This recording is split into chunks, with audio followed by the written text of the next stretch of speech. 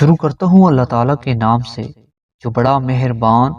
نہایت رحم والا ہے۔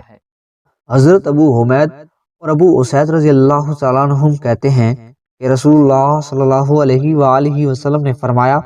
جب تم میں سے کوئی مسجد میں داخل ہو تو وہ اللہم افتح لی ابواب رحمتک، اے اللہ تو میرے لیے اپنی رحمت کے دروازے کھول دے پڑے، اور جب نکلے تو اللہم انی اسألک من فضلک، اے اللہ میں تجھ سے تیرا فضل مانگتا ہوں پڑھے۔ حضرت ابو ہریرہ رضی اللہ تعالیٰ عنہ راوی ہیں کہ سرکار دو عالم صلی اللہ علیہ وآلہ وسلم نے ارشاد فرمایا، لوگ ہمیشہ اپنے دل میں مخلوقات وغیرہ کے بارے میں خیالات پکارتے رہیں گے، یہاں تک کہ کہا جائے گا، یعنی دماغ میں یہ وسوسہ آئے گا کہ اس تمام مخلوق کو اللہ نے پیدا کیا ہے تو اللہ کو کس نے پیدا کیا ہے؟ بس جس آدمی کے دل و دماغ میں اس قسم کا کوئی خیال اور وسوسہ پیدا ہو تو وہ یہ کہے کہ میں اللہ تعالیٰ پر اور اس رسول پر ایمان لایا۔ تشریح: شیطان کی وسوسہ اندازی اور گمراہ کن خیالات کی روشن سے بچنے کے لیے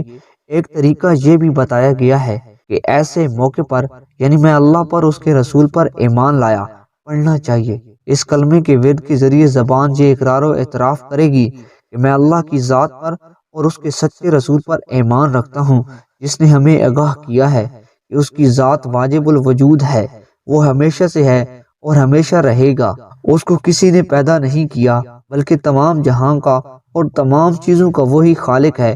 وہی دل و دماغ میں ان باتوں کی صحت و صداقت کا یقین راسخ ہوگا اور ذہن و فکر کو برے خیالات سے تحفظ و سلامتی حاصل ہوگی، جس کے سبب شیطان اپنے مقصد میں کامیاب نہیں ہو سکتا۔ حضرت ابو ہریرہ رضی اللہ تعالیٰ عنہ فرماتے ہیں کہ رسول اللہ صلی اللہ علیہ وآلہ وسلم نے فرمایا، تم میں سے بعض آدمیوں کے پاس شیطان آتا ہے اور یہ کہتا ہے کہ فلاں فلاں چیز کو کس نے پیدا کیا